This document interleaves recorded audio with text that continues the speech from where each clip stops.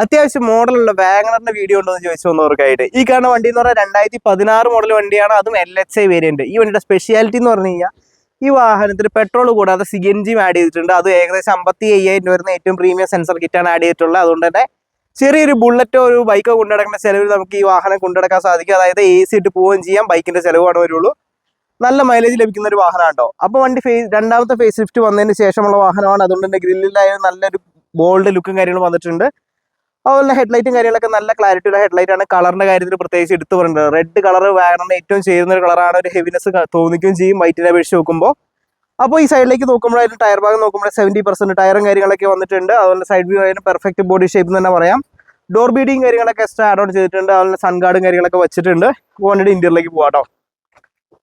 Interior നോക്കുമ്പോഴായാലും നമുക്ക് easy ആയിട്ട് കയറി ഇറങ്ങാൻ സാധിക്കുന്ന വാഹനമാണ് വാഗണർ. അതുപോലെ സ്റ്റോക്ക് ഇന്റീരിയറാണ് ഈ വാഹനത്തിനുള്ളത്. Power steering, 2 door power window ഉൾപ്പെടെയുള്ള എല്ലാ ഫീച്ചേഴ്സും വാഹനത്തിനും വന്നിട്ടുണ്ട്. അതുപോലെ തന്നെ CNGയുടെ ചേഞ്ചിങ് കിറ്റ് ഒക്കെ ഇവിടെ കാണാവുന്നതാണ്. വണ്ടിയുടെ ബാക്ക് സൈഡിലേക്ക് പോകാട്ടോ. ബാക്ക് സൈഡ് നോക്കുമ്പോഴായാലും ഇവിടെ നല്ല അത്യാവശ്യം വൈഡ് ആയിട്ടുള്ള ഒരു ഏരിയ ആണ് വന്നിട്ടുള്ളത്. സ്റ്റോക്ക് ഇന്റീരിയറാണ് വന്നിട്ടുള്ളത്. ഒരുപാടൊന്നും ഓടി ഉഷിഞ്ഞ വാഹനമല്ല കേട്ടോ. അപ്പോൾ റൂഫ് റെയിലും കാര്യങ്ങളൊക്കെ കമ്പനി റൂഫ് റെയിലും കാര്യങ്ങളൊക്കെയാണ് വന്നിട്ടുള്ളത്. ബാക്ക് സൈഡ് നോക്കുമ്പോഴായാലും ഇവിടെ നീറ്റ് ആയിട്ടുള്ള സ്പേസും കാര്യങ്ങളും വന്നിട്ടുണ്ട്.